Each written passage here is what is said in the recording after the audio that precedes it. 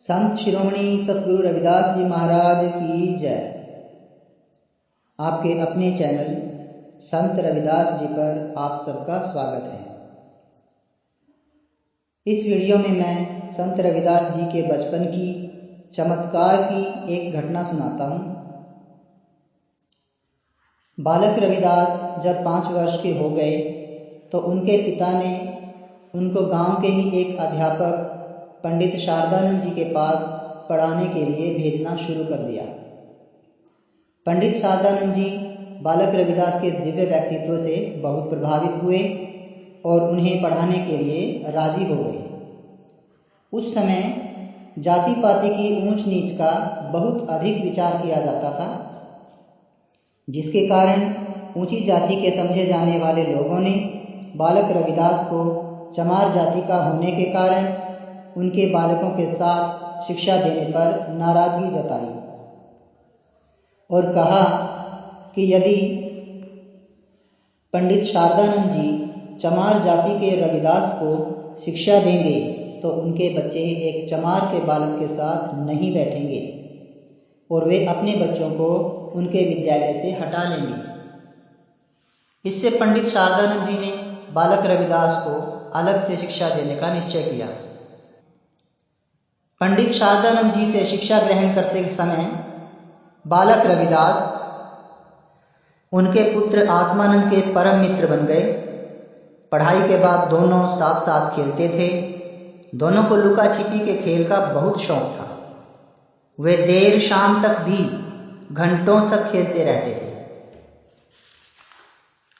एक बार जब वे लुका छिपी का खेल खेल रहे थे तो अंधेरा हो गया और वे अपना खेल पूरा नहीं कर सके। इसके बाद दोनों ने वादा किया कि खेल पूरा करने के लिए सुबह जल्दी आएंगे और अपने अपने घरों के लिए रवाना हो गए। अगले दिन सुबह सुबह बालक रविदास पिछली रात का खेल पूरा करने के लिए उसी स्थान पर आकर अपने मित्र का इंतजार करने लगा। उन्होंने इंतजार किया और बहुत देर तक इंतजार किया, लेकिन आत्मानंद नहीं आया। फिर बहुत देर तक इंतजार करने के बाद बालक रविदास को जिज्ञासा हुई, यह जानने की इच्छा हुई कि आत्मानंद क्यों नहीं आया। इस जिज्ञासा से बालक रविदास पंडित शारदानंद जी के घर पहुंच गए। वहां उन्होंने सभी को रोते देखा। उन्होंने पंडित शारदानंद जी से पूछा कि क्या हुआ। पंडित शारदानंद जी ने उन्हें बताया कि तुम्हारा मित्र नहीं रहा, वह मर गया। धीरे धीरे बालक रविदास आत्मानंद के मृत शरीर की ओर बढ़ा और जोर जोर से उसके शरीर को हिलाते हुए बोला, हे आत्मानंद, अब बहुत देर हो गई है और तुम अभी तक सो रहे हो।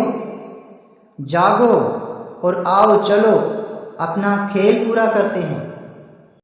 तुम इस तरह खेल खत्म किए बिना नहीं जा सकते।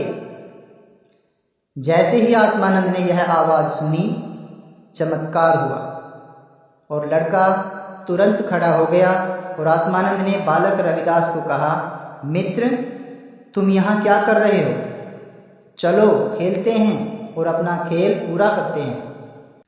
बालक रविदास के इस चमत्कार को देखकर सभी ग्रामवासी दंग रह गए और उन्होंने महसूस किया कि बालक रविदास कोई साधारण बालक नहीं है, बल्कि एक दिव्य बालक है। उन्होंने रैदास से क्षमा मांगी और उनसे अन्य ऊंची जाति के बच्चों के साथ पंडित शारदानंद जी की नियमित कक्षा में शामिल होने का अनुरोध किया। इस प्रकार बालक रविदास अब पंडित शारदानंद जी की नियमित कक्षा में जाने लगे। बोलिए संत शिरोमणि सतगुरु रविदास जी महाराज की जय।